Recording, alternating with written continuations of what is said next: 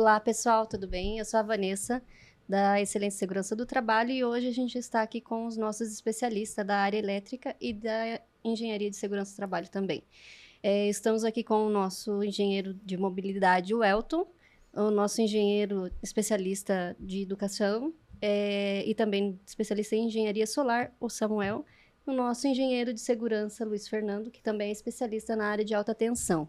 A gente vai ter um bate-papo aqui com eles, conhecer um pouco mais dessa área, ver as diferenças de cada um que tem ali no dia a dia e estar mais interagindo aí para ter um conhecimento maior. Eu vou começar aqui com o Elton. Prazer, Elton. Prazer, tudo Vanessa, bem? tudo Seja bem? bem-vindo. Conhecendo você um pouquinho aí da tua história, o que te levou a escolher a parte da engenharia elétrica? O que te levou a querer entrar nesse campo, nesse ramo? Então, explica para nós um pouquinho aí, fazendo um favor. sim. Bom, do início, todo mundo que quer ser engenheiro é bom em matemática, né? Então, sempre começa ali. Então, daí, eu já fazia curso técnico na época, né? Indicação. Aí, fui fazer um curso técnico na área de eletricidade. Fazia eletromecânica, curso técnico de eletromecânica. No Senai? Aí, fazia no CEP, lá em Cascavel, que é um colégio técnico. Aí, estudando lá, eu comecei a ver que eu ia muito bem nas matérias de eletricidade, até faltava nas outras, porque não tinha muito interesse, e ia muito ruim nas outras matérias, né? De mecânica. Quando você tem uma especialidade que você domina mais um assunto, acaba perdendo um pouco ali dos outros ramos, Isso né? mesmo. Então, daí, vendo isso em mim mesmo, eu falei, não, vou seguir na área de elétrica. E realmente acertei em cheio, porque o pessoal da minha família, mesmo na época, minha esposa já fazia arquitetura, meu sogro trabalha na construção civil, então, tudo fazia tendência para mim ir para engenharia civil. Mas hoje, puxa, né? hoje eu sei que eu escolhi certo, porque a engenharia elétrica é muito difícil, mas eu consegui e tive vontade de fazer, porque era o que eu realmente gostava, né? E acertei em cheio, porque hoje em dia eu gosto do que eu faço. E a melhor coisa é você estar fazendo o que você gosta, né? Porque você está num ambiente que você está pressionado ali, ou numa tensão que você não tá legal para você ali, é difícil. Ou escolher, né, de repente, uma área que não é a tua praia, como diz, né? É verdade. Então, que bacana que você escolheu uma coisa que você gosta. E dentro do teu campo, né, de atuação hoje, como que a engenharia, vamos supor, você está ali como engenheiro eletricista, onde que você está atuando bem hoje? Hoje eu atuo como engenheiro eletricista. Isso não são todos, né, que terminam a faculdade conseguem atuar na área, mas Virar Uber, né? Verdade, tem muito disso. Hoje está difícil para todo mundo, né? Não cogitei até, né, mas graças a Deus eu passei... Tem uma piadinha, né, sobre isso, né? Verdade. Como essa piada? Eu não conheço. Na verdade... É o humorista, o Renato Albani. Que é engenheiro eletricista. Ele é engenheiro eletricista, ele tira esse sarro, né? Mas ele é um ótimo comediante, muito conhecido, né? Sim, e a faculdade serviu para apresentar isso para ele, né? Que ele era bom para fazer comédia. Tipo, ele não estava no campo que deveria estar, né? Exato. Não tava na área acho que eu tô perdendo dinheiro, então, né? Olha, não posso falar nada, mas eu acho que... Não quero falar nada. Mas que o pessoal que me conhece que vai... É verdade. Bacana. Mas então, aí eu passei em um concurso antes de terminar a faculdade. Sim. Como eu tinha feito um semestre em outra faculdade, daí acabei passando nesse concurso antes de terminar a faculdade, eu consegui adiantar os meus estudos e terminei mais cedo para poder assumir esse concurso. Então, eu consigo trabalhar na área hoje, concursado como engenheiro eletricista. Olha que bacana. Então, você foi uma pérola ali escolhida, né? Sim. Que bacana. Uma coisa que o Elton falou, principalmente na área de engenharia, às vezes entra uma turma lá, 50 alunos, e pós 5 anos de curso, que vai se formar ali a uns 8, no máximo 10 alunos. Então, a desistência é muito grande, não só na área de engenharia elétrica, como as outras engenharias também, devido aos cálculos em si. O curso não é um curso tão difícil, né? E tem que gostar bastante de matemática. E às vezes não tem aquela vocação também, né? Também, Aí descobre ali... E daí não só Uber, mas qualquer outra... A pessoa às vezes vai para outra profissão que está em alta, né? Sim. Influencer, alguma coisa do tipo. Porque a pessoa não se identificou com a área, né? Sim. Também. Né? Daí vai para qualquer outra área aqui. E você falou para nós ali que você está na parte de eletromobilidade, né? Como que é essa experiência tua na parte de eletromobilidade? Conta um pouquinho mais para nós aí, para a gente saber como que está sendo essa tua atuação aí, como que é. Explica para nós, por favor. Sim, nesse concurso que eu passei, caiu no meu colo a oportunidade de trabalhar com eletromobilidade. A inclusão de ônibus elétrico para trabalhar com transporte coletivo. Então, esse foi um campo que eu nunca tinha pensado na minha vida, até durante a faculdade pensava com que eu ia trabalhar depois, e isso caiu no meu colo e é um tema extremamente muito apaixonante. Sim. Então, tipo assim, pude participar da construção de um eletroterminal, de aquisição de ônibus elétricos, entendeu? Vistoria, desenvolvimento. Então, foi extremamente interessante esse mundo, e hoje eu sei que eu gosto muito dessa área e pretendo seguir aí por alguns tempos, né? Porque vai acabar sendo o futuro aí do Brasil e do mundo, os veículos elétricos entrar no mercado cada vez com mais força, né? Que legal. E Samuel, conta um pouquinho para nós aí a sua área de atuação também, como que... Já que a gente está nessa área de saber como que cada um surgiu a oportunidade de estudar a parte de eletricidade e tudo mais, aí conta um pouquinho para nós sobre como que você ingressou nisso daí, o que te chamou a atenção nesse campo, nesse meio, né? Que é bem interessante, como vocês falaram, é uma área difícil, né? Demanda muito cálculo, então, que nem o Fernando estava falando, poucas pessoas que se formam, né? Tipo, não só na parte de eletricidade, mas nas outras engenharias também. Conta um pouquinho para nós aí. Olá, pessoal. Tudo bom? Meu nome é Samuel, né? Então, sou engenheiro eletricista também de formação. A minha história é bem parecida com o Elton, né? Eu estava até conversando um pouquinho ali. Eu também, eu gostava de cálculo, né? De matemática na escola, então eu queria fazer engenharia. Mas eu ficava sempre tentando ali buscar qual engenharia que eu ia fazer, né? Sim. E daí eu tinha muito em mente a civil, que eu acho que era uma das mais conhecidas, né? Sim, tipo, acho que a maioria do pessoal sempre voltou mais para a área da construção civil, né? Tipo, a engenharia civil sempre foi visado, né? Aquela coisa, fazer engenheiro prédio. civil. Tipo, ninguém conhecia muito até, tipo, há pouco tempo atrás, poucas pessoas que conheciam outras engenharias, ou tinha outros, sempre eu era médico, ou era engenheiro civil, advogado. Advogado, então, tipo assim, é bacana, né? Hoje a gente saber que tem outras engenharias e que também são bem grandes e que têm um potencial importante, né? Que uma depende da outra também, né? E o mercado, né? O mercado mudou muito, né? O mercado. Sim. Exatamente. Aí eu ficava em dúvida entre a civil ali, elétrica, meu irmão fez computação, né? Mas daí eu falei até para eles ali no ensino médio, numa das matérias lá terminando o ensino médio de física, até eu já cruzei com esse professor algumas vezes, né? No próprio lugar que eu trabalho hoje ali. E, enfim, e numa das aulas dele de física, ele falando sobre resistência, elétrons, aquilo me chamou muita atenção, assim, muita atenção. Eu falei, acho que é isso daí que eu gosto. E graças a Deus deu certo, porque igual nós estávamos falando, né? Eu ali, porque o maior medo, acho que de todo mundo que começa uma faculdade, uma área nova, é chegar no momento ali e não se sentir, é possível, né? Sim. E aí eu ali fazendo, e cada vez mais que eu ia aprendendo sobre elétrica, eu ia gostando cada vez mais. E assim eu fui para a elétrica, mas eu não tinha tido nenhum contato, eu não fiz curso técnico, né? Já foi direto, caiu de paraquedas na engenharia. Até sofri bastante no começo ali, né? Porque é um mundo totalmente diferente. Sim, assim, tá acostumado com o ensino médio. Outra pegada, né? Mas daí foi assim, daí numa matéria lá eu acabei conhecendo a eletricidade e daí escolhi a engenharia elétrica. E eu acho... das matérias de engenharia, além de cálculo, resistência ali, mas quando você entra em lei de Kirchhoff, entra em algumas normas diretamente de eletricidade... É bastante norma técnica, né?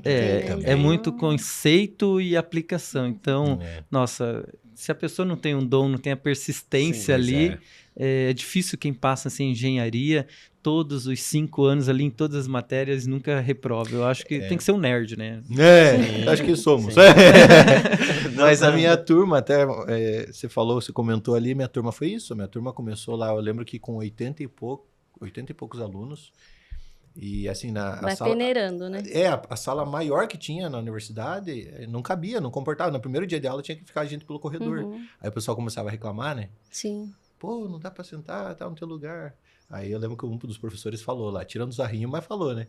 Sim. Falou assim, não, pessoal, relaxa, fica tranquilo, que passando os primeiros bimestres já vai dar uma diminuída. Vocês não perdem por esperar, daqui a pouco já vai estar só... mas é que daí tem muita gente que não se identifica com a área mesmo, daí muda, vai pra outra engenharia, né? Sim, aconteceu bastante isso também na minha turma, nós éramos em menos, uns 25 mais ou menos.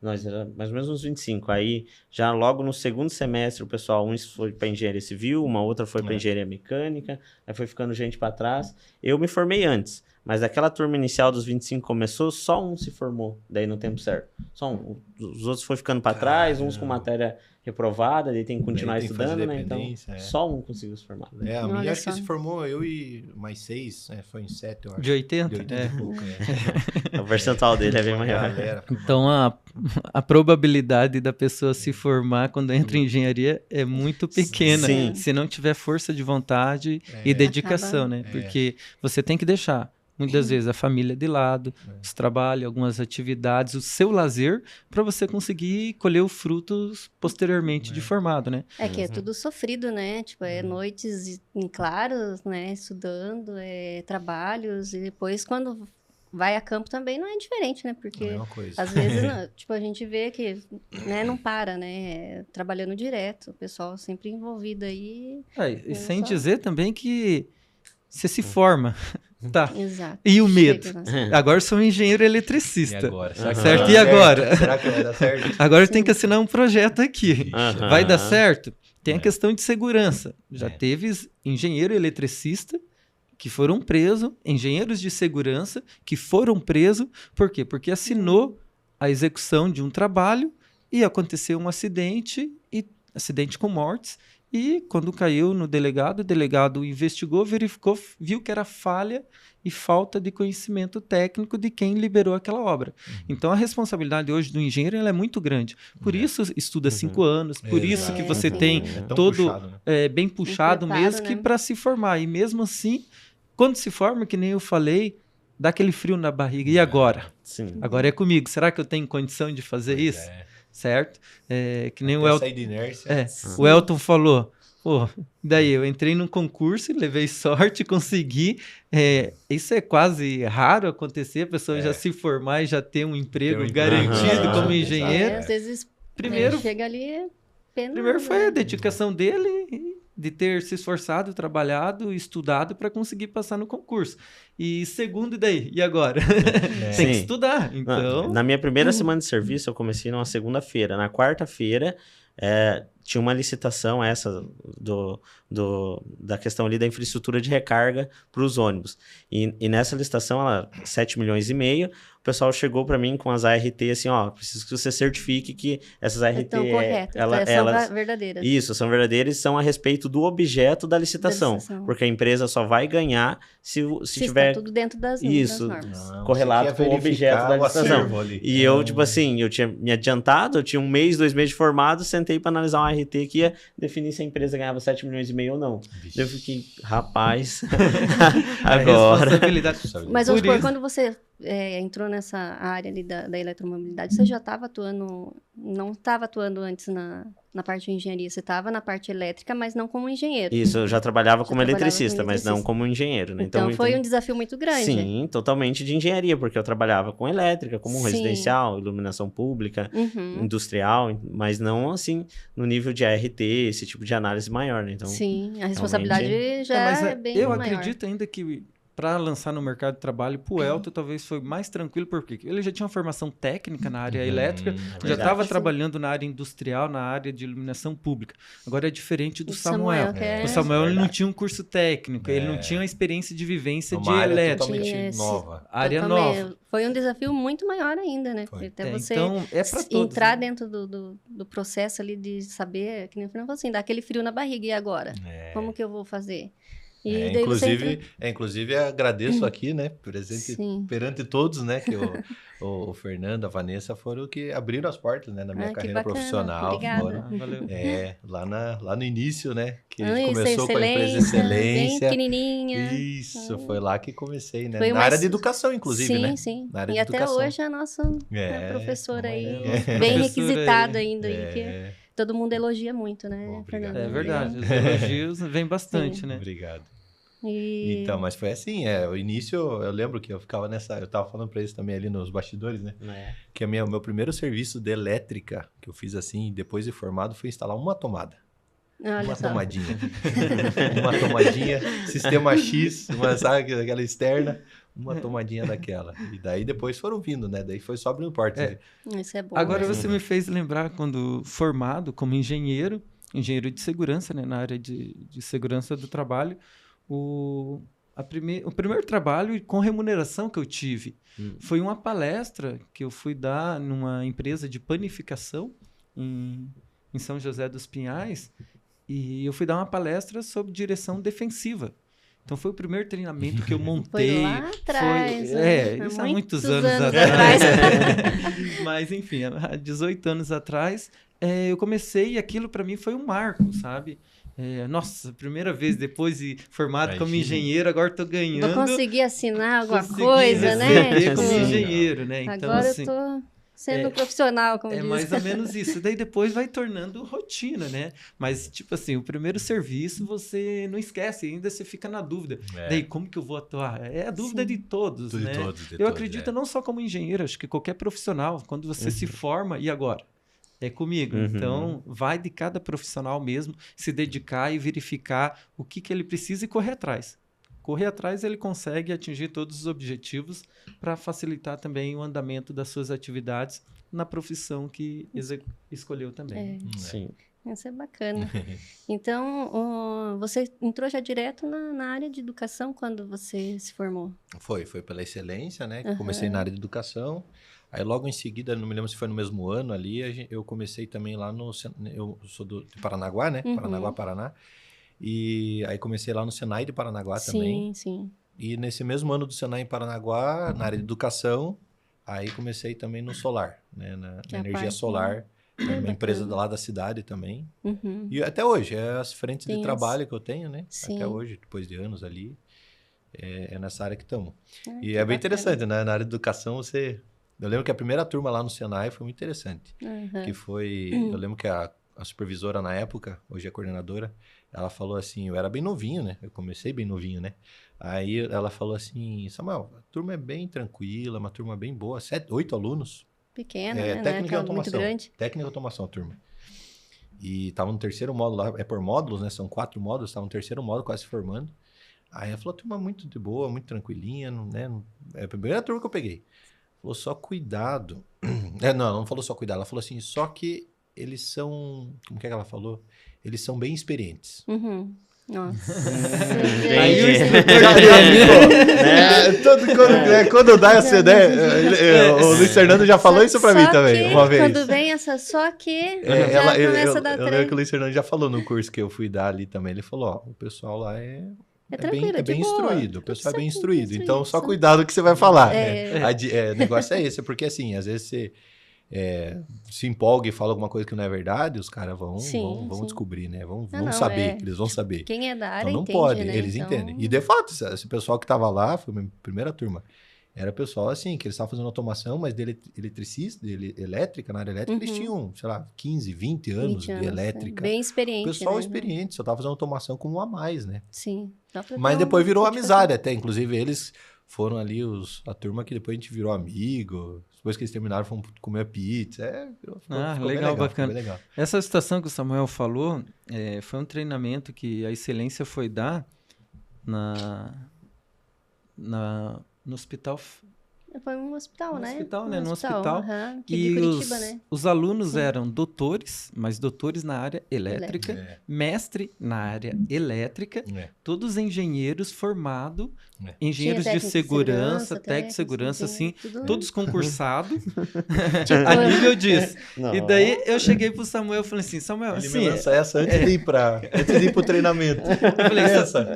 Falei, Samuel, é o seguinte, ó, é a turma lá que você vai ter que ir lá ministrar o treinamento e o nível do pessoal é esse. É que você prepara. Você prepara, porque daí o instrutor ele tem que falar com convicção, certo? Então, não, mas tá certo, tem que preparar, né? Tem que preparar. Além de você sempre estar preparado ali, mas enfim, você tem que saber também onde que você vai entrar, até porque eu sempre falo que qualquer curso, treinamento que a gente ministra, a gente procura entender e saber a empresa ou a localidade que você está indo. Um exemplo, nessa mesma empresa... Quem são os alunos, Quem né? são os alunos? Tipo, o perfil, a formação, né? né? Exatamente, formação, E perfil. eles- O público, né? E eles queriam trabalhar mais lá mesmo, eles já tinham uma noção. Você vai lá falar para um doutor em elétrica sobre eletricidade, para ele é horrível, é a mesma coisa. Os caras, eu vou fazer um curso. De um curso que eu dou curso. Daí eu chego lá, ouvindo o cara lá, às vezes eu vejo que o cara às vezes comete alguma coisa, mas para não deixar, às vezes eu nem me identifico como engenheiro de segurança para não deixar o instrutor constrangido, ali... né? Tendo aquela... Constrangido, mas é questão assim de... A gente sabe, né? Que tem aquele que quer fazer aquelas pegadinhas, quer fazer isso, aquilo. Daí a gente já conhece, mas enfim. Às vezes a gente tem que passar por essa, né? Eu já coloquei o Samuel em algumas frias dessas, mas se saiu muito bem, né? Se saiu todas elas bem, até hoje. Eu tento. Tranquilo. Que bacana, né? Isso é importante, né? Tipo, tudo tem um início, né? Então é legal você sair daquela, né, da zona de conforto, se dedicar ali, colocar a cara a tapa, como diz, né? E tudo vai indo, né? Tudo vai se aprendendo, é lógico, né? Tem que sempre estar se aprimorando, né? Para passar o conhecimento, porque né, a hora de ensino é isso, né? Você tem que passar o teu conhecimento, mas você tem que saber, né? Sempre se reciclar, sempre estar ali para poder passar pro pessoal. E que nem eu falou, às vezes você pega níveis grandes aí que você tem que saber se sobressair, porque senão o negócio que nem diz, passa vergonha.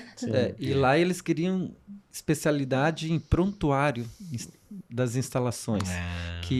Documentação elétrica. Eles eram doutores e tudo, mas eles não tinham know-how da questão de prontuário.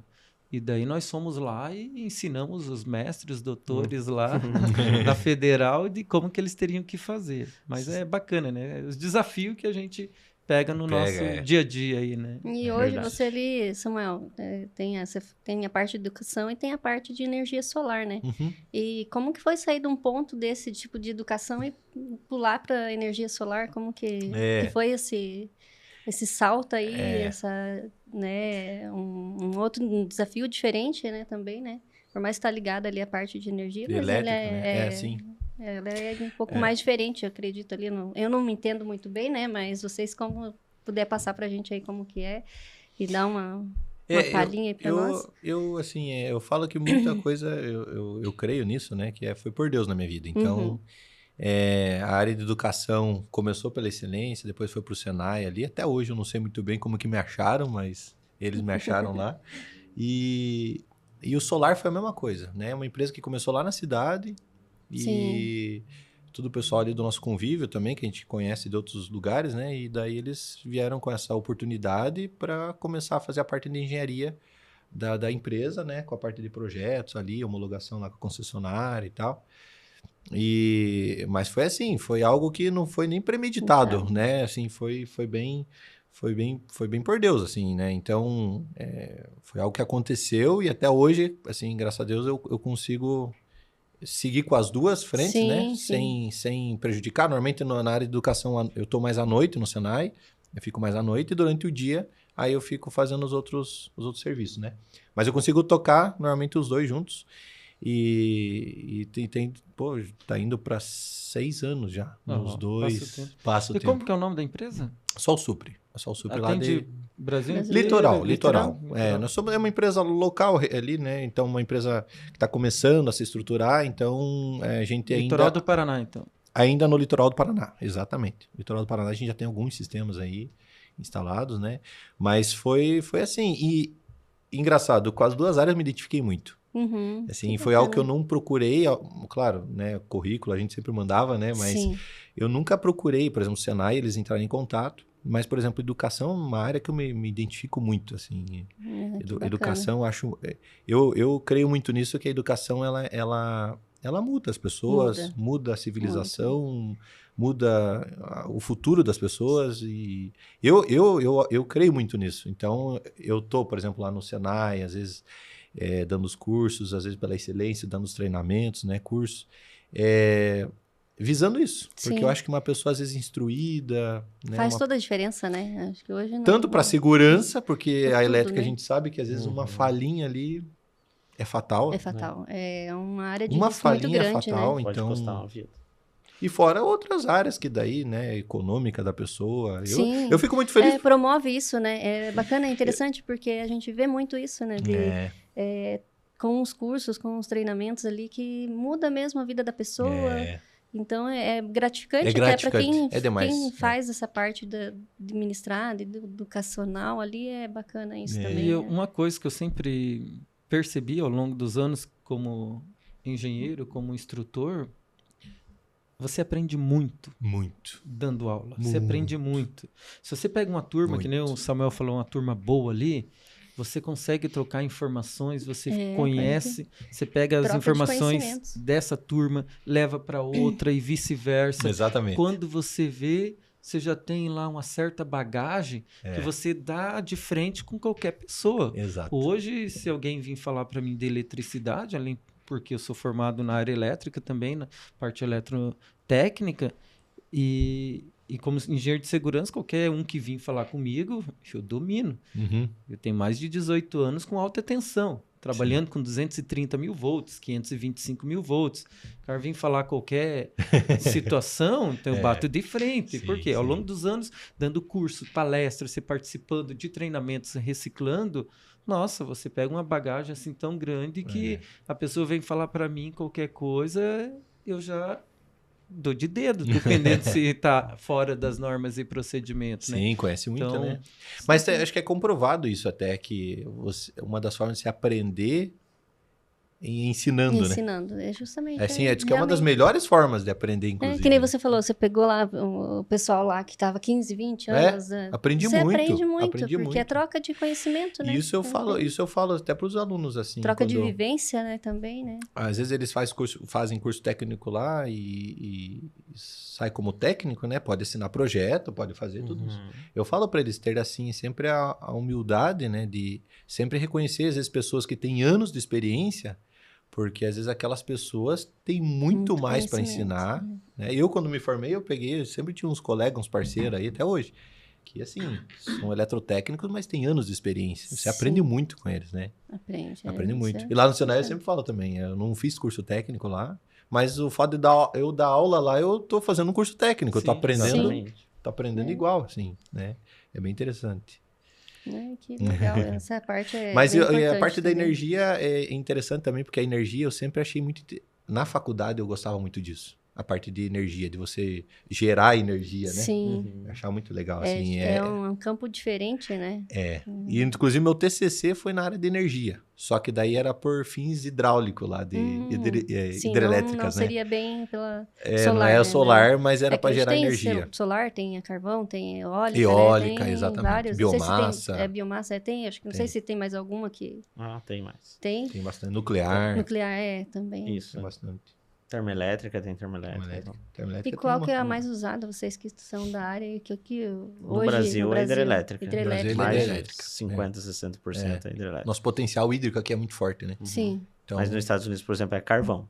Lá, o predominante deles é carvão. É fonte do carvão. Onde que a gente viu que tem, acho que é muito grande, eólica, né? No Nordeste do Brasil, devido à quantidade né? de ventos que você tem, tanto Rio Grande do Norte, alguns estados lá, a energia eólica hoje domina lá. Depende da região, como vocês falaram, né? Na verdade, o Brasil é muito abençoado, né? Sim. O Brasil, o potencial hídrico é muito bom, né? Hidrelétrico. O solar, a gente fala que a gente está no cinturão solar. Aqui o Brasil, a posição ali geográfica pega sol quase o ano inteiro. Exatamente. Na época da faculdade, eu lembro de uma professora que falava sobre a Alemanha, né? Isso, a Alemanha, exato. Eu não lembro quantos por cento, sim, mas é majoritariamente fotovoltaica, a fonte de energia deles. Acho que começou meio que por lá, né? Isso. As tecnologias deles são bem mais avançadas. Agora que tá chegando para nós, né? As telhas com a placa embutida, lá já tem há muitos anos tempo, isso.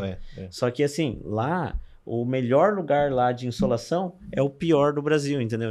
Então, exatamente. Nós não estamos aproveitando esse potencial. Exatamente. Já falava o Enéas, né? O Enéas falava isso. É verdade. Já falava isso. E o Enéas. E o eólico também. O eólico também é a mesma coisa. O eólico, por exemplo, aqui o que acontece? A gente tem ali ali na parte da costa terrestre ali, né? Onde fica ali, onde tem mais vento. Ali a gente tem bastante eólicas, né, no Nordeste lá. Só que ainda em outros lugares tem, às vezes, problemas de ter muito parte de terremoto, né, essas coisas, maremoto, enfim, tem essa, e acaba caindo, destrói, às vezes, né? Sim. E aqui não tem Não tem. isso. Não tem, né? Somos privilegiados. Eu Não, conhecia inclusive, o maior parque eólico do mundo, que o pessoal fala, e em Zaragoza, na Espanha. Ó. Passei por lá de carro, assim, aqueles molinos, eles chamam de molino, né? Subia, descia a montanha, tudo parque eólico lá. É assim, à noite, as luzinhas lá parecia, Que assim, legal. muito Interessante. bonito, sabe? Bem, bem interessante, diferente. Porque aqui no Paraná nós temos em Palmas, né? A nossa em Palmas usina, tem, né? nós temos ali usina eólica né? aqui e assim, tá crescendo bastante. Uhum. Mas eu acho hoje a bola da vez é o que o Samuel tá trabalhando Uhum. hoje, Parte solar, que é né? a parte solar aí, porque em qualquer lugar no Brasil onde você colocar, dá certo. É porque que no tem fundo mais não é só acesso, questão do né? sol, né? É questão de, tipo assim, não É a tem que tá luz, o né? sol, É a luz. Tá né? de dia, ele tá Ele gerando. tá gerando. É. E a recarrega, como que funciona isso? Tem várias formas, Aham. né? Mas as duas principais é essa, que você usar a rede da concessionária, né? Uhum. Quando tá sobrando essa energia, ou a bateria quando você não quer alocar na rede da concessionária, você aloca em Concessionária que baterias. você diz só para o pessoal saber mais ou menos Uhum. aí, seria A Copel. a Copel, a aqui no Copel, do estado do Paraná, Copel. isso, Tem outras regiões que são outros nomes, né? É a Sim, companhia de energia que se fala, Isso, né? que tem a concessão da energia que distribui, Sim, né, que pro distribui pessoal. o pessoal. Distribui as luzes para as casas. aí, Distribui né? pra galera aí. E assim, Samuel, só aproveitando esse gancho, que a instalação, ela é simples, certo? Mas existe um certo risco, Sim. certo? Na própria instalação e posteriormente na manutenção. Sim. Dependendo ali, o pessoal gosta de colocar onde? No telhado, certo? É, Uhum. tem Telhado, essa parte aí, dependendo ó. o telhado onde que for. Eu até desenvolvi há um tempo atrás aí um projeto de linha de vida, porque instalar energia solar num estabelecimento e não tinha como instalar porque não tinha linha de vida. Nós fomos lá, fizemos todo o projeto da linha de vida, passamos cabo de aço, deixamos todos os oleais preparados para posteriormente instalar as linhas de vida, porque o ele é enorme. Enorme. A linha de vida que você fala é aquela onde vai a pessoa que vai instalar lá, que coloca o Coloca o cinto para cinto, não ter aham. perigo de Segurança. cair, né? Porque Isso questão de mesmo. altura aí, você que é engenheiro de segurança aí, tem que se preocupar bastante com essa questão de segurança Verdade. da pessoa que está ali. Então, você fez esse trabalho para depois conseguir montar O um sistema, né? sistema. E você tem acompanhado bastante algum tipo de acidente, maiores riscos que tem aí? Como tá a área de segurança? Né? O solar, assim, na parte de telhado, um dos principais vilões é isso, né? É você trabalhar em altura, que a gente fala que a elétrica não combina com a altura, né? Porque ali, assim, e nesse caso, além de estar fixando algo que é mais pesado do que a telha, né? Que às vezes Tem o risco da telha. tem que ver se a cair. estrutura comporta, né? Sim. Uma placa lá, um módulo tem 20 e poucos quilos. Então tem que ver se... Só que não vai só um, né? Não vai ser um, vai ser vários ali. Sim. Então tem que avaliar normalmente a estrutura, né? Então requer ali uma atenção com a estrutura, ver se a estrutura vai comportar ou não, então esse risco. E depois na instalação, né? Quem for instalar, para ver se tá ali com a parte de segurança em altura, né? Cinto, enfim. E porque pode acontecer, sim, né? Já aconteceu o caso de instaladores lá nossos que a telha lá cedeu e ainda bem que ele estava com o cinto, né? A telha quebrou, ainda bem que estava com o cinto, ficou amarrado no cinto. Então acontece isso, né? Porque aí se pega, por exemplo, às vezes vida útil aí de telha, a gente acha que não, mas tem a vida útil, né? Então às vezes a telha tá lá, a estrutura tá boa. Mas a telha não. Até porque fica no tempo, né? Tem chuva, sol, tudo Aí, trabalha, né? Às vezes a Parte pessoa estrutural pode acontecer alguma coisa ali, né? Piso Sim, errado e tal, tem então isso também, tem que estar amarrado, né? Sim, Tá amarrado. é bem importante também, né? E outro do solar, assim, que a gente vê que tem... mas isso até é interessante que está vindo normas até mais atualizadas, né? Que é dispositivos de proteção contra... Ali a gente percebe isso, que tem... Porque o solar, a placa, a hora que ele pega a luz solar, ele está gerando. Exatamente. Né? Então, se dá alguma coisa ali no módulo ou no cabo, se dá algum arco, por exemplo, um arco elétrico, né? Uhum. O arco elétrico é quando a corrente passa pelo ar, Sim. né? Dependendo da proximidade que chega ali, Isso pode ocorre o acontecer. choque. Né? Na alta tensão, por exemplo, que o Fernando trabalha, né? Isso daí não precisa nem encostar, Não. né? É só chegar próximo. Então, às vezes, se acontece um arco, ou acontece alguma coisa assim, ou danifica um módulo, pega fogo, sei lá, alguma coisa assim, para você extinguir isso, é complicado no solar, porque se tá com a luz batendo ali no sol, na placa, Na placa, automaticamente tá ele girando. já gerando. Tá Não gerando. tem como como que você... você vai cortar isso? Como que Aconteceu desativa, né? na esquina da minha casa. Tem uma empresa lá de frigorífico de frango, que a loja, na verdade, o frango é congelado para poder espalhar para os mercados. E num final de semana lá, um vizinho começou a ver a fumaça saindo bem na curva do eletroduto. Acho que os cabos ficou prensado. Com o passar do tempo, Esquentou, começou... deve ter esquentado, não sei se arrebentou alguma coisa, fechou um curto-circuito, pegou fogo no eletroduto e começou a queimar os cabos e ir subindo. Aí, conforme o fogo derretia o plástico do cabo, juntava cobre de novo com cobre lá dos fios, fechava um novo curto-circuito, alimentava o fogo e ia subindo. Nisso, os vizinhos chamou o bombeiro, desligou a energia, tudo, mas não o conseguia fogo... achar O curto-circuito não cessava, porque era do que vinha da placa, a energia que estava sendo gerada. E daí, como que faz numa situação Como dessa? que faz uma situação dessa? O que faz? Assim, tem umas recomendações até de manutenção.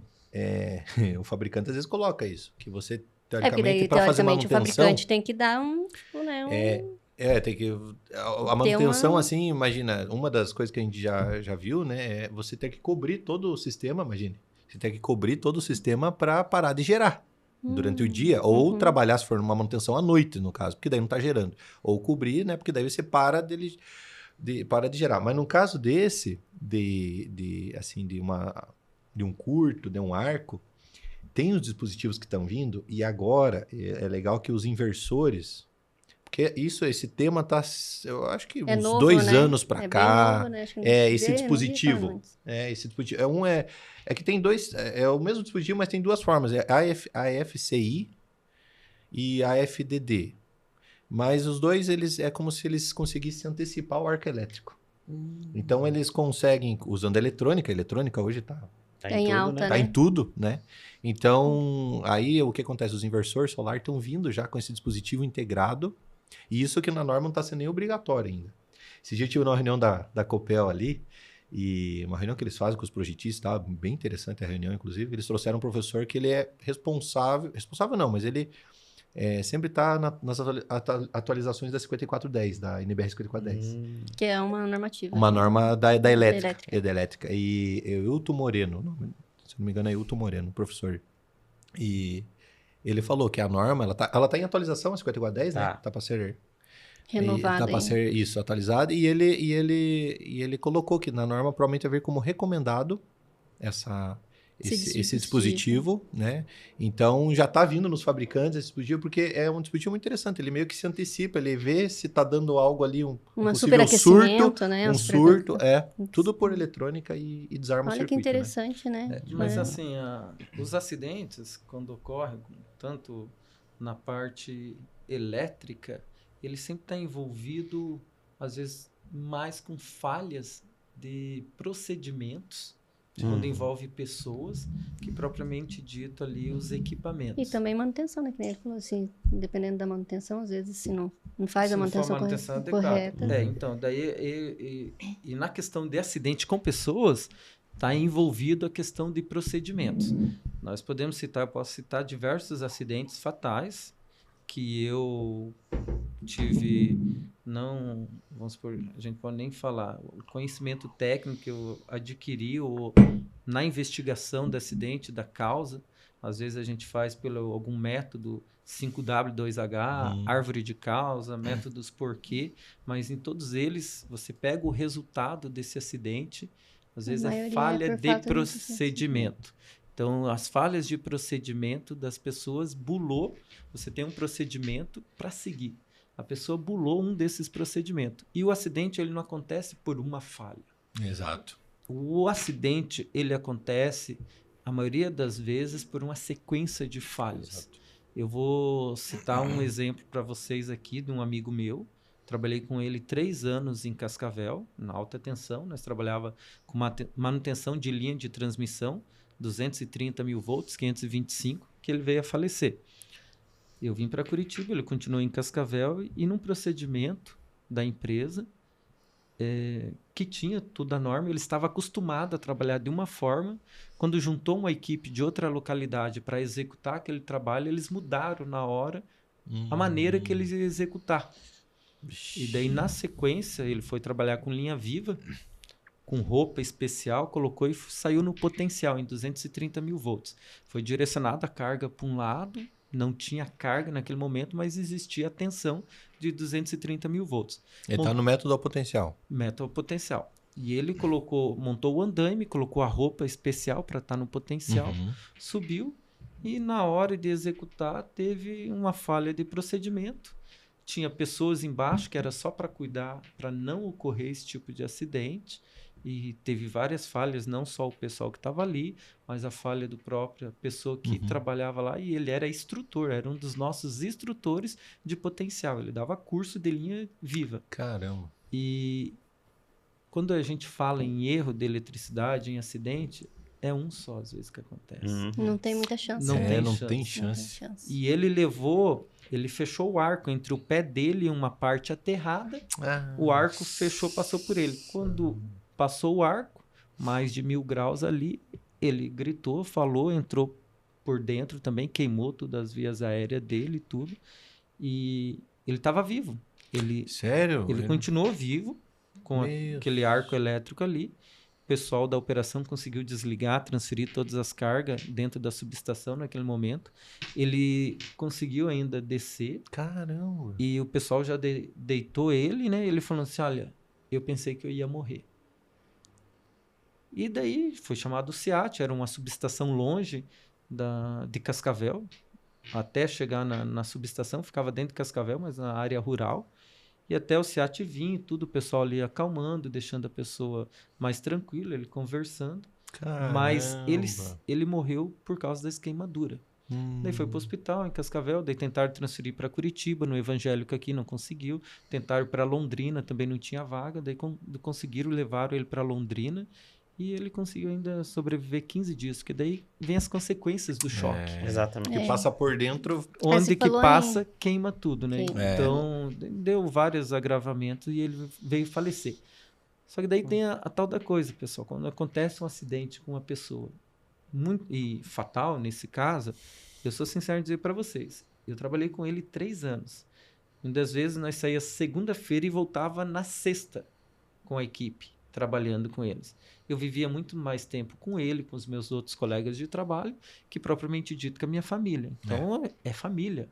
Você está ali, isso é família.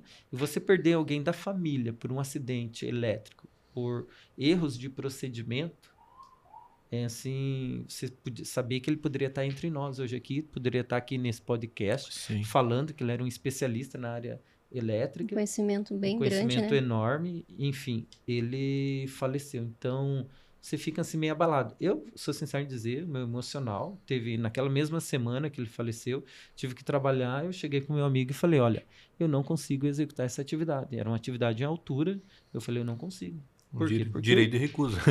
Direito de recusa, mas enfim, o emocional, ele abala.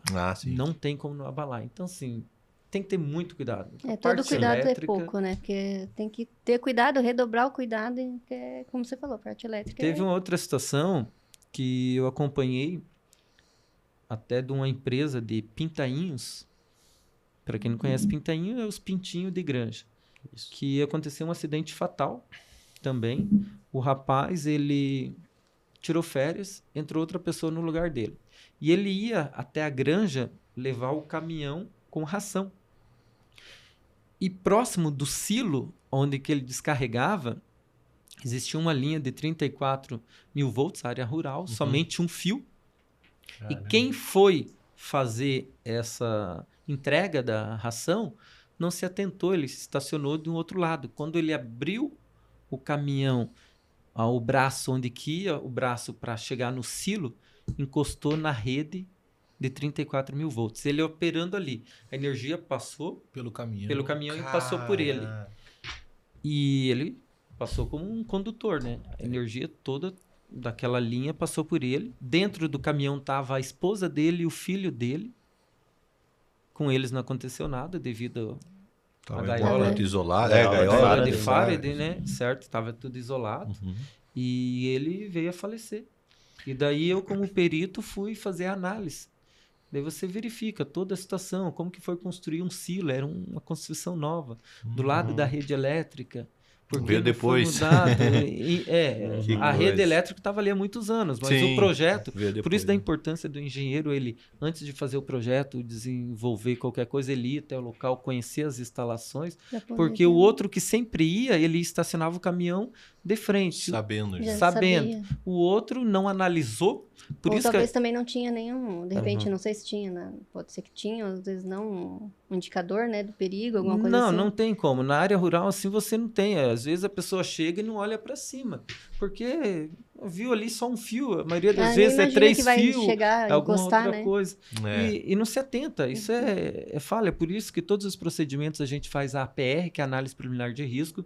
Dependendo da situação, a PT, a permissão de trabalho, e você Pra faz inibir esse tipo no de- local. Certo? Para tentar eliminar qualquer tipo de risco.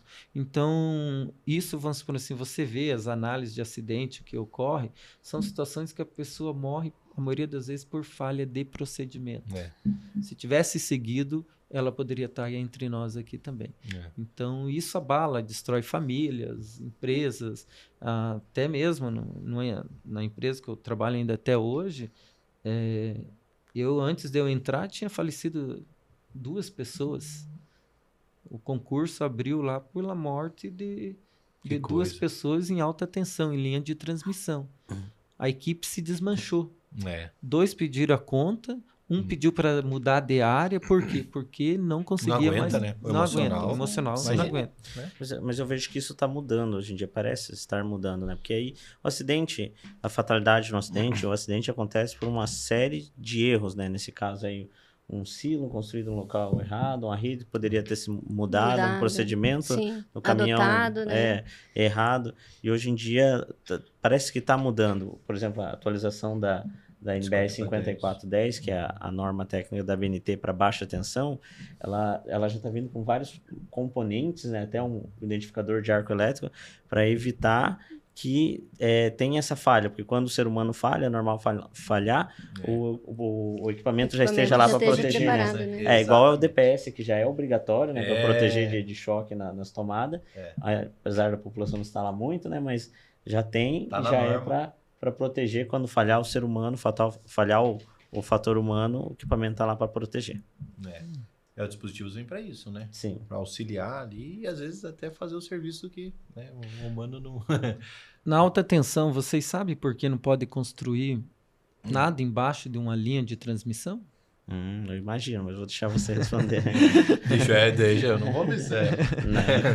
Deixa ele falar. Na verdade, existe o campo eletromagnético, né? Então, além do risco de cair, às vezes um raio, em toda a linha de transmissão, ela tem 3 fios, são 3 fases que passam ali.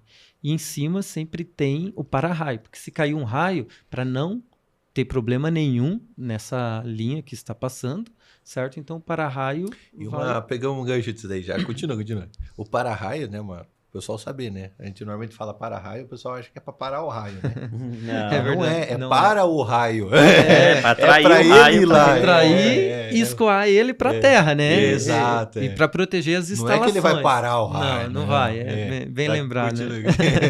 E daí tem os para-raio na parte de cima lá, mas pode ocorrer falhas, ou até vendaval, ou até um isolador romper, dependendo a característica do local. Um exemplo, no litoral tem muito questão ali da corrosão, né? Corrosão é fortíssima. Pode ser que um dos isoladores se rompa, caia o cabo, e se o cabo cair, automaticamente tem um relé na subestação que ele identifica essa falha.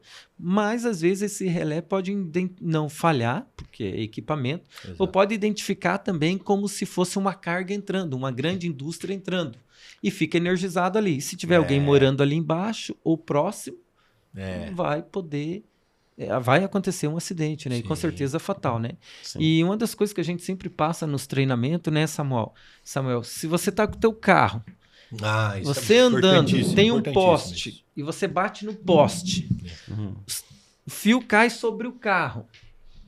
o carro está energizado. Nós acabamos de falar sobre a gaiola de Faraday. Exato. Você dentro do carro, por mais que tenha um fio energizado ali em cima, você está protegido. Sim. Se você está protegido, se você sair, encostar na parte metálica do carro, encostar na terra, a energia vai passar para você, você vai morrer. Você provoca o aterramento, né? Aterramento, certo? Tá, então eu fico dentro do carro. A melhor coisa é essa. Ficar Se não dentro estiver do pegando carro. fogo no carro, fica ali. Isso. Só que, agora você falou um detalhe muito importante. Só que a tensão é muito grande, a corrente que está passando é muito grande, o pneu não aguenta isolar, estoura e começa a pegar fogo no pneu. E você dentro do carro, está pegando fogo no carro. Se sair, você vai morrer eletrocutado, com um choque. Se você ficar, você vai morrer queimado ou intoxicado. E daí? E daí, o que faz nessa E daí, hora, o que né? que faz nessa Se situação? correr, Se correr o bicho pega, se ficar o bicho corre. É, mais ou menos isso. Então, qual que é a Não, mas tem. orientação então que a gente faz nessa situação? Você abrir a porta, certo?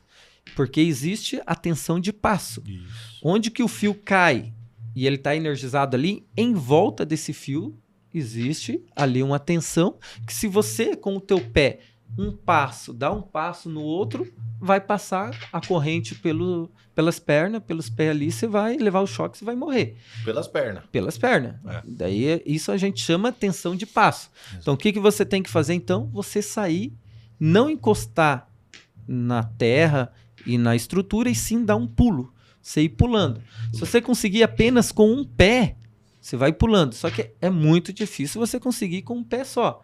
Se você abrir a perna, você tem uma diferença de também. potencial, você vai levar um choque e vai falecer. Então, com os dois pés juntos, você sai pulando ali uma certa distância, no mínimo uns 15 metros ali, até você se distanciar.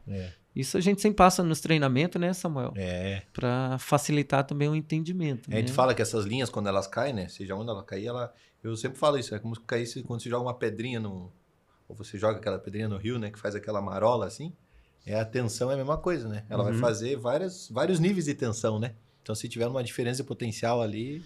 E o risco para a população, não só para quem está trabalhando, nós estávamos falando de linha de transmissão, subestação, o campo eletromagnético, ele influencia em todos os objetos metálicos. Sim. Então, você entrou para a área elétrica, não pode estar com nenhum adorno.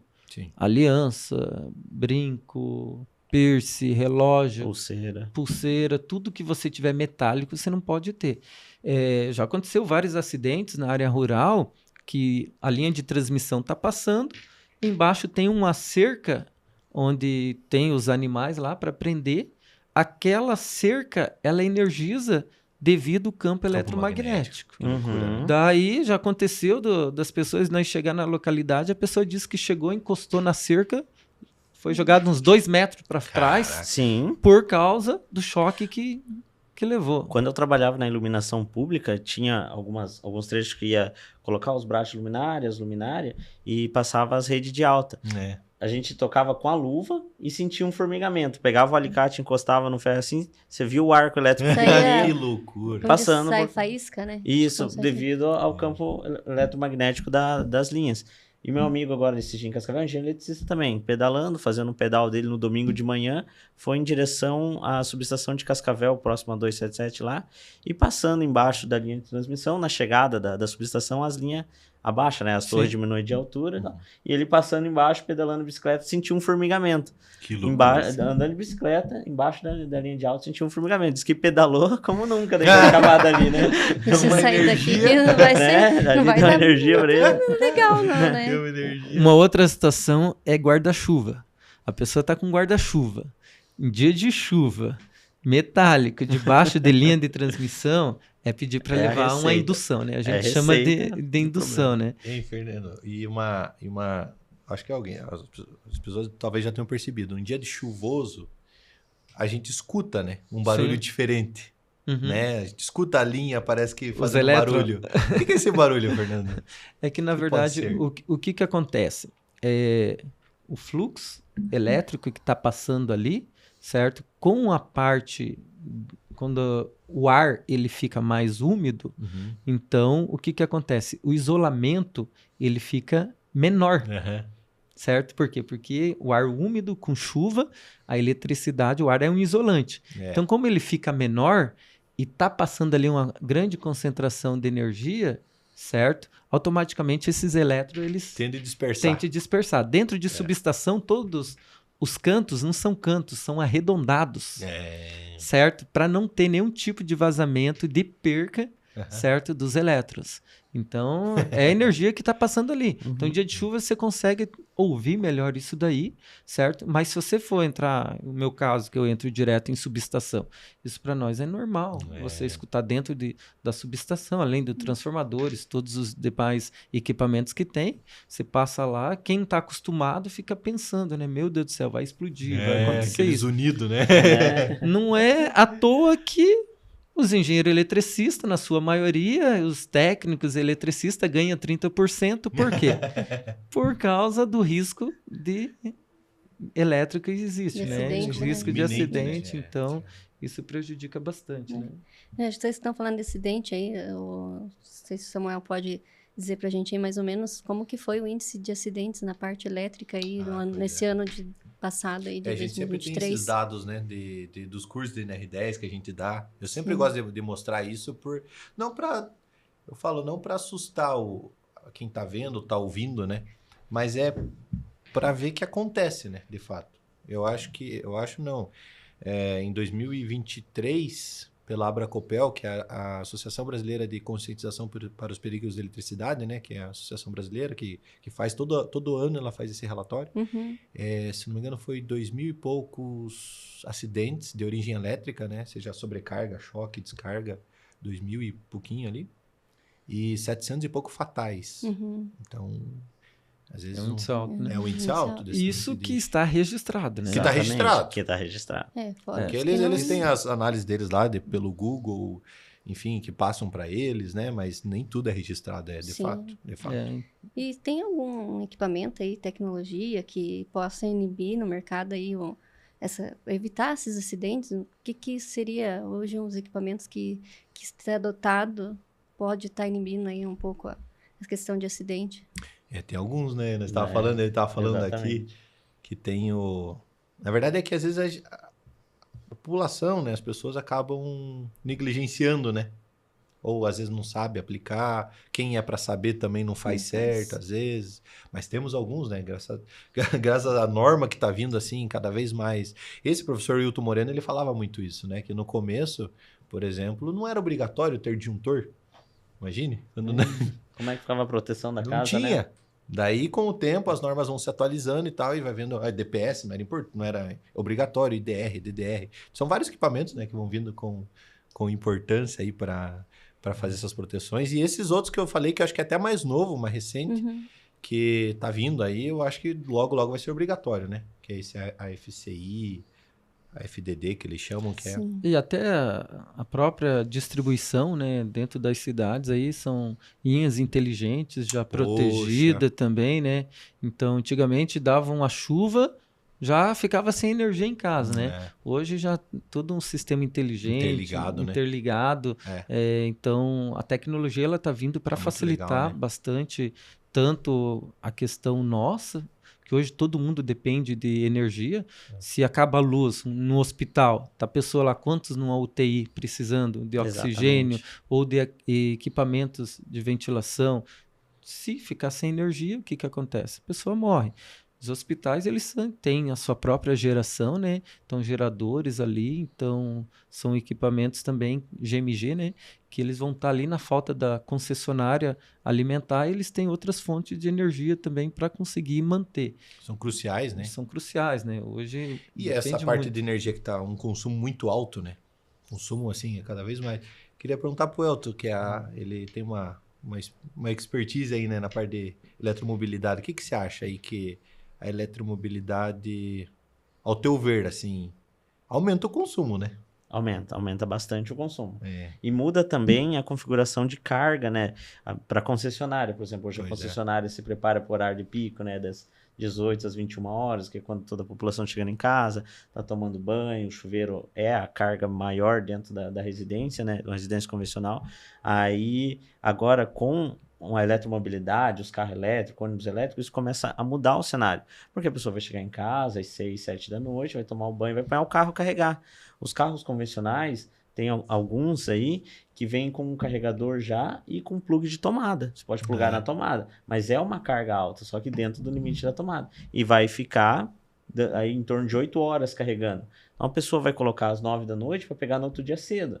Aí você imagina toda a população fazendo isso. Quanta carga na rede durante a madrugada que antes a concessionária usava ali os indutores, né? Campo de indutor, campo de capacitor para regular fator de potência por causa de energia. Quantos capacitores, as subestações tem enormes lá, só para cuidar essa energia reativa, tudo que tem isso, diminuir a geração, tá? Agora não, agora tem que começar a gerar, né? Muda o perfil. E eu não acompanhei então de perto, mas eu tenho uma colega que fez isso para a cidade de Toledo, no Paraná. Ela trabalhava no escritório representativo da WEG e o TCC dela foi nisso, né? Até que ponto a infraestrutura da cidade dela suportava a inserção de carros elétricos. Em torno de 50% ou 60%, se eu não me engano, quando chegava nesse percentual de carros elétricos, já poderia ter apagão na cidade. Então, realmente aponta aí com os dados que ela conseguiu, aponta de que não está tão preparada, assim, a infraestrutura não está tão preparada para isso. Então, hoje nós não estamos preparados para essa mudança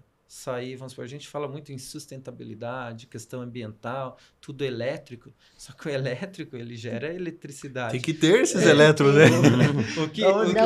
Da onde que vai vir Agora, eu vi uma fotografia, não sei aonde, não sei se foi em alguma rede social, o carro elétrico sendo recarregado com gerador a diesel. Tá lá o gerador. O que acontece? A diesel, você colocando diesel lá no gerador para ele gerar eletricidade para o carro elétrico. Certo? Então, assim, hoje não existe a nível de Brasil uma estrutura para suportar essa mudança repentina, certo? Da estrutura que nós estamos baseados. Certo? E fora essa parte de segurança que nós estamos falando, né? Sim. Como que as instalações estão, né? É uma instalação própria, é diferenciada? Como que é essas Você acompanhou, né, Welton, recentemente a instalação? Como sim, que é? Sim. Acompanhei a instalação do Eletroterminal em Cascavel, uma estrutura bem grande aí, para ter noção, 2.500 kW, kVA, né? Kilovolt ampere de potência instalada mais ou menos lá. Então, um pouco menos. 1.500 kV ampere instalado lá. Então, é bastante. MVA. Isso. 1,5 MVA. Então, bastante potência instalada lá e precisa cuidar da proteção. E são vários pontos de carregamento? São 7 pontos lá, são 7 pontos de recarga rápida. Para ônibus. Para ônibus lá. Não tem para carro, não. Dá para colocar. Se quiser, pode colocar, carregar. O carregador é inteligente. Ele regula a potência fornecida conforme o veículo solicita. Então, é esse legal. De 7 milhões que você tinha comentado? Esse é de 7 milhões. É uma estrutura bem grande. Fornecimento para os carregadores em alta tensão, subterrânea. Chega até uma cabine de transformação próxima ao carregador, porque se fosse fazer tudo em baixa tensão, seria muitos cabos, uma bitola muito grande, né? Então, leva em alta tensão até atrás do carregador e tem um transformador que reduz para baixa tensão, 380, 220, e alimenta o carregador daí. Que legal. Não é uma estrutura muito simples, né? É uma coisa bem... Nesse porte, né? Sim. E daí a gente fala daí de periculosidade. Começa a falar de periculosidade. Já em estações, quando se fala em alta tensão, né? Então, todo mundo que trabalha não só com o CEP, mas está envolvido com alta tensão ali. A pessoa que trabalha com isso, ela já tem direito à periculosidade também, né? E até a questão que nós temos, que muitas das vezes pode prejudicar, nós estamos falando, você estava falando de ônibus, estacionar. Já aconteceu algum tipo de acidente? Sim, nós acompanhamos um acidente lá. Os veículos no geral, todos os veículos elétricos vêm com muito mais tecnologia do que o normal, né? Então, o ônibus elétrico, ele é automático. Aí, o motorista parou, encostou num segregador, que já era para segurar o ônibus, né? Para não ficar naquele limite. Encostou no segregador, não puxou o freio estacionário, deixou a marcha engatada. Tudo isso deu para ver pelas câmeras depois, né? Deu para acompanhar todo esse procedimento dele pelas câmeras que tem dentro do veículo. E deixou a ré engatada sem puxar o estacionário, que é o freio de mão dos carros, né? Então, o veículo grande chama estacionário. Não puxou. Enquanto isso, ele saiu do controle do motorista e o veículo ficou com o câmbio engatado, Engrenagem. forçando. Ele foi forçando, pulou o segregador, pulou o meio-fio que tem atrás, bateu num carregador e derrubou o carregador. Graças à proteção que nós estamos falando hoje, né? Então, a proteção atuou na hora e desenergizou o carregador. Lá, a proteção lá na cabine de alta tensão. Mas se ele tivesse na vaga do lado, ele poderia ter acertado essa cabine De alta tensão? de alta tensão. Caramba. Poderia ter acertado a cabine de alta tensão. Em um ônibus de 13 toneladas de ré embalado, porque pulou o meio-fio, pulou o segregador, pulou o meio-fio, pegou um certo embalo ali. Caramba. Ia entrar com tudo dentro da cabine. E já que nós estamos falando aí de questão aí de carro elétrico, ônibus elétrico, e essas baterias agora? Qual que é o risco, tanto do ônibus, do carro? A gente sempre fala em explosão. Existe alguma estatística? Existe alguma situação que você tenha vivenciado em relação a isso? Quais são os procedimentos que o fabricante mesmo, até porque você participou de licitação, tudo, como que se tratam? Bom, a bateria é um grande risco dentro do veículo, né? O valor do veículo está bem agregado ali nas baterias, né? E da questão de incêndio, a maioria das baterias, quando entra em combustão, é bem difícil de apagar. Não conheço se tem um método de apagar bateria. O que se fala é que não se apaga, né? O que eu vejo comentando aí no meio é que não se apaga. Mas a bateria é uma grande incógnita ainda. Não se tem normas sobre elas, sobre esse assunto ainda. É um assunto que vai demandar bastante estudo daqui para frente, porque os veículos estão sendo inseridos, né? Mas ainda não se tem tanto conhecimento sobre ele. E até questão ambiental, né? Esse resíduo, posteriormente, como que vai ser tratado, né? É uma das questões aí para ser debatida, né? A âmbito mundial, de como que vai ser feito toda essa... Vai ser âmbito mundial, exatamente. Né? Questão mundial mesmo. Mundial mesmo, né? Porque está sendo inserido, né?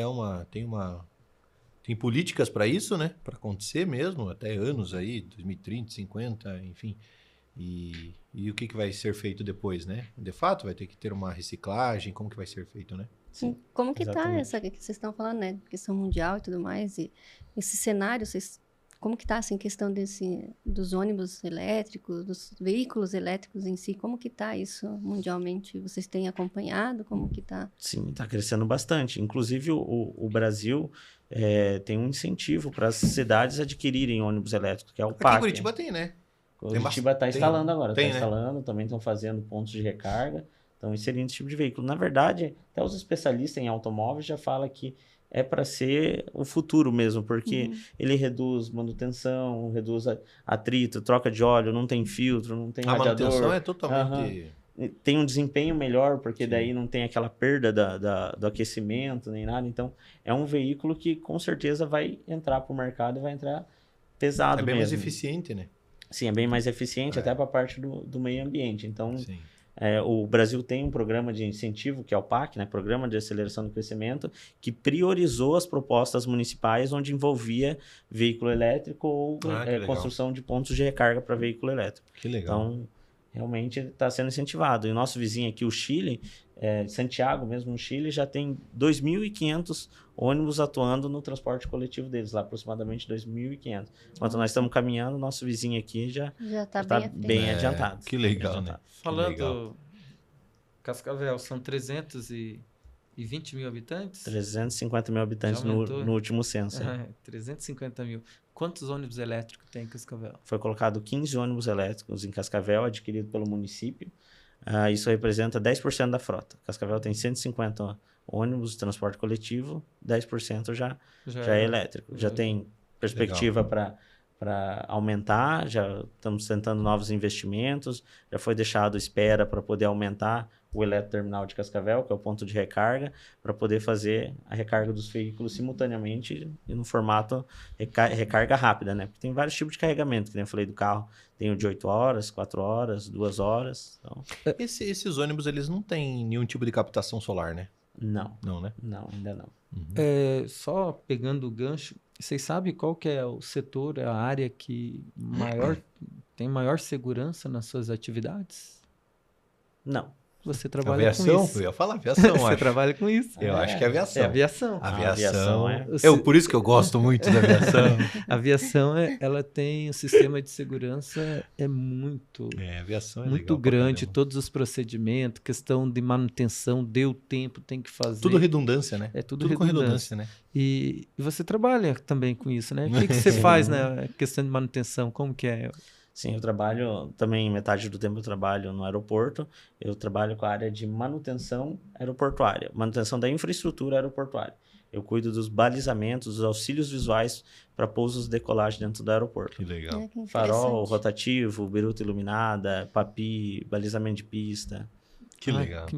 E Cascavel, vamos supor, se eu tiver com o meu jatinho posando lá, eu consigo já deixar o jato posar sozinho? Como que... Ainda não instalamos. Tem um auxílio à navegação aérea, que é o ILS. O ILS é esse equipamento, tem aqui em Curitiba, tem a pista 1533, tem aqui em Curitiba. É o equipamento que oferece a localização da pista para a aeronave. Ele vai falar certinho onde está a Qual que é a pista. sigla? ILS. Que legal. ILS. Eu não vou lembrar ela em inglês, Uhum. mas é uma sigla em inglês. Ela fornece a altura da pista e a referência lateral também da pista. Então a aeronave vem sem enxergar nada, ela vem sabendo certinho onde é a pista. Esse modelo que tem aqui em Curitiba, que nós não temos em Cascavel ainda esse equipamento, ele fala para a aeronave, mas o piloto é obrigado a ver a pista antes de pousar. Ele é obrigado a ver, ele precisa ver Quem visualmente. posa é o piloto. Ainda é o piloto. Isso, ainda é Piloto. o piloto. Uhum. O piloto Mas pousa. eu lembro que na Europa tem alguns aeroportos que o piloto nem coloca a mão. Sim. Dentro das operações aeroportuárias tem a operação visual, que é totalmente visual, você precisa estar vendo tudo para poder pousar e decolar. Tem o instrumento de não precisão, Cascavel opera hoje como não precisão, oferece informações do vento, da altitude das nuvens, visibilidade, oferece tudo isso e o piloto decide como que ele vai pousar, se vai pousar ou não. Qual que é a maneira mais segura? Né? Isso. E daí tem a operação por instrumento de precisão, que no caso do aeroporto de Curitiba, é o ILS. O ILS tem CAT 1, CAT 2 e CAT 3. As categorias. As categorias do equipamento. Quanto maior a categoria, mais baixo o piloto pode chegar antes de ver a pista, porque ele que tem lá loucura. um limite. Se eu não me engano, o CAT 1 pode ser que seja 700 metros de altura. Ele tem que ver a pista. Mas Curitiba aqui, quantas vezes eu descer no aeroporto aqui, Não vê nada. não vê nada. Não vê Você nada. vê só quando tá a pista ali, você, tipo, 5 metros. Então- eu já fiz até vídeos. Então, daí, no caso, o LS ajuda muito nisso. Isso, mas daí entra um outro conjunto de o balizamento noturno, a iluminação, o piloto consegue ver a iluminação de todo o contorno da pista. O ILS sempre vem atrelado ao ALS, que é antes da cabeceira da pista, bem antes, um conjunto de luzes que direciona o piloto vermelhinha. para a pista. Conjunto Olha de que vermelha interessante. com amarelo e branco ali. Congonhas é bem famoso porque, como Congonhas é no meio de São Paulo ali, o ALS deles invade a pista. Você está passando próximo ao aeroporto ali, você vê essas luzes que eu falei por cima, verdade, o posteamento lá, eles fizeram em cima. E dentro do Brasil tem o CAT 1 e, salvo engano, o CAT 2, que fica em Guarulhos. Daí eu não lembro se é 700 metros, posso estar enganado aqui. Mas reduz um pouco a altitude ainda. O piloto pode chegar mais baixo para poder ver a pista e também diminui a visibilidade dele longitudinal. Ele pode estar vendo menos ainda. Mas ele Tá precisa... confiando mais no LS, no caso. Isso, ele está confiando No mais equipamento. no ILS e para pousar. Aí, na Europa, tem alguns aeroportos que tem o CAT 3, que com a combinação certa da aeronave, algumas aeronaves daí pode operar 100% com esse equipamento, o piloto pode tirar a mão do manche ali, né? Que, Que o volante da loucura. aeronave, e o equipamento traz a aeronave e toca em solo. Então não precisa Que nem de piloto, loucura. né? Precisa Vai do ser um piloto. Tesla. Será que você tá avisando já os... Como é que você falou a sigla ali nos bastidores ali dos veículos autônomos? Do eVTOL. eVTOL. O eVTOL é parecido com um drone, é a proposta aí. Até 2018, 2019 era a proposta do futuro. Hoje é a proposta real. Já está Já tem, Presente, já tá em já. teste. Uma empresa chinesa, a ANAC, está analisando como é que vai fazer isso, porque é para ele ser autônomo. Que loucura. Ele é quase como se fosse um drone, um pequeno carrinho, uma cápsula ali para 2 pessoas, vai ter uma telinha dentro só. Você entra, vai ter uma telinha, ar-condicionado ali, e você vai digitar o destino. Ele tem um conjunto de hélice em volta. Esse modelo que está em teste, se não me engano, tem 16. Você coloca o destino, ele levanta, atinge uma altura, vai até o lugar, pousa Que E loucura. te livra do trânsito e é elétrico Pois é, ainda. né? Você tem que São estacionar Paulo, o depois pessoal vai no gostar lugar. pouco lá em São Mas, Paulo. ó, céu. Agora, Daí vai congestionar o ar, né? Pois é, e tem esse tráfego aéreo, né? O tráfego Tem, aéreo tudo controlado. É tudo e tem por isso que eu bastante. falei que a questão aérea é a área assim, que mais tem, segura, né? é mais segurança que existe hoje, é a É. questão aérea. E nós temos aqui no Paraná, Curitiba, que tem essa dificuldade, né, da questão visual, por isso que tem já um equipamento apropriado para isso, mas Cascavel, o aeroporto lá, eu sei que venta demais, né? E até porque o aeroporto também não é de aeronaves muito grande, então já teve alguns relatos lá também Deu uma balançada? Sim, o nosso aeroporto lá é um aeroporto regional, então ele para aeronaves menor. A pista deve ser construída sempre no alinhamento dos ventos, porque as aeronaves pousam e decolam contra o vento. Então você faz um estudo na Isso é região. uma dúvida que eu tinha. Ele pousa, acho que para pousar, eu imagino que é contra o vento, né? Para ajudar, né? Isso. Mas para decolar também.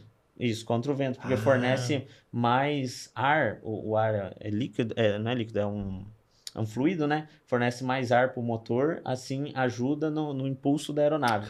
Por isso que é contra o vento. Né? Pouso e decolagem. Isso, é aerodinamicamente melhor. Pousar e decolar contra o vento. que O legal. grande problema é se tiver que arremeter, né? Exatamente. Arremeter, né? Se você está descendo contra para arremeter, você também vai estar... Vai estar contra vai também. Estar contra, né? vai tá vai contra estar também. contra. Então, mas Cascavel, daí a pista tá levemente desalinhada com o vento, então o vento é um pouco lateral. Aí os pilotos sofrem nisso. Às vezes tá pousando, vem uma rajada de vento, a aeronave balança pro lado. Tá meio torta a pista. Tá. O vento que... O vento que desvia, mudou, faz é uma verdade. curva. Lá é que o vento que faz a curva, é verdade. Sim. Eu lembro que eu peguei uns turbo hélice para ir para Cascavel e as primeiras vezes, assim, você fica meio tenso, né? Até você se acostumar mais. Aqueles bimotor lá, né? Na verdade, Não é aqueles tudo primeiros... eles são muito seguros, seguro, né? não, são Então, seguros. os mais seguros É que, tem. assim, você sai de vamos supor, de um voo internacional, que você pega ali, você nem vê quase decolar, nem pousar, tudo macio. Daí você pega os aviões menores, você fica... Você sente mais. tudo. Sim. Passou a turbulência ali, você pensa, ai meu Deus do céu. Sim. Mas faz parte. Mas a questão aérea, que nem eu falei, é a parte mais segura que tem. Certo? Aconteceu um acidente recentemente, até o voo saiu de Cascavel e estava indo para São Paulo, né? Mas os acidentes são muito poucos em relação a veículos, ou trem, qualquer outro meio de transporte, Sim, né? se eu não me engano, essa aeronave que caiu, a TR-72, só 4 no mundo tinha caído antes desse daí. É muito pequeno, Sim, né? é uma aeronave de 1980, mais ou menos, é bem antigo. Então, 4 acidentes é bem um índice pouco. muito pequeno, né? Bem... Sim. E... Pessoal, como que tá a questão do horário? Tudo certo? Acho que ele tá cansado. Então, acho que só para finalizar aqui, então, agora, né? Acho que cada um de vocês dois aí deixar uma mensagem para nós, né? Sim. Em relação à área de segurança, envolvendo a eletricidade, né? Pode começar por você, Welton. Bom, eu queria dizer que o trabalho de vocês é extremamente importante, é fundamental, né? Ajuda a proteger as pessoas de algum erro, de perder a vida, né? Como foi citado tantas vezes aqui. É um trabalho na linha de frente, né? Vocês são quem vão realmente instruir as pessoas ali para não sofrer algum acidente, não ser fatal, para poder chegar em casa no final do dia. Então, se vocês puderem continuar e cada vez mais aumentar o alcance desse serviço, que é extremamente fundamental, eu incentivo vocês a sempre continuar nesse ramo. Valeu, obrigado. Obrigada. Samuel. Quero agradecer também, né, a participação junto com o Elton aqui. Pô, coisa de aviação, ainda gosto mais ainda. E da área elétrica, o Luiz Fernando, a Vanessa. Obrigado pela oportunidade de estar com vocês, né, aqui e sempre nos treinamentos. E pego o gancho do Elton também. Acho que essa área de conscientizar mesmo, né, de treinar é muito importante porque a gente fala, né? Tem esses termos que a gente fala bastante, eletrização, né? Eletrificação, perdão. A eletrificação de tudo, né? Tá tudo eletrificando, então, carro, qualquer, né, ônibus. E é algo que eu sempre falo nos treinamentos também, a elétrica é algo que você não vê, né? Não vê, não tem cheiro, né? Não tem cor. Então, quando alguma coisa tá acontecendo, daí já aconteceu. Daí já é o acidente, Sim. né? Quando se vê alguma coisa. Então, A elétrica é algo meio abstrato, né? Talvez. Sim, na época da faculdade o pessoal falava, né? O professor falava engenharia da fé. Porque você não vê, mas sente. E se um dia você vê, é porque talvez Daí já chegou deu. o final. Daí tem que fazer, aí o que a gente faz para tentar minimizar isso daí, esses riscos, né? É utilizar uma instalação mais segura, utilizar os dispositivos de proteção, né? Sempre fazer algo ali bem dimensionado porque você precisa. Então, como vai aumentar, a gente imagina, né, que vai aumentar cada vez mais o consumo, então ter essa conscientização, né, para as instalações, para as pessoas sempre utilizar consciente que aquilo dali é algo que tem que ser bem utilizado de forma correta, porque senão pode dar acidente, pode dar algo fatal, né? Então, é nesse sentido também a mensagem que, né, falando de segurança da elétrica, que a gente precisa sempre conscientizar cada vez mais, né? E continuar essa febre aí de podcasts, essas, né, da área elétrica, Sim. né? Valeu, obrigado aí pela participação de vocês dois aí, foi de grande valia. Muitas coisas aprendemos hoje aí, não só na área aviação, mas também a questão solar, questão de educação, né? Obrigado aí. Obrigado. Valeu, um abraço. Eu que agradeço. Excelência agradece Valeu, aí pessoal. a presença de vocês aí. Vocês são pessoas importantes, né, na vida de vários aí também, que vai estar aí ajudando nessa etapa aí de conscientização, de melhoramento, né? Então, a gente agradece aí por vocês terem passado um pouco da experiência de vocês.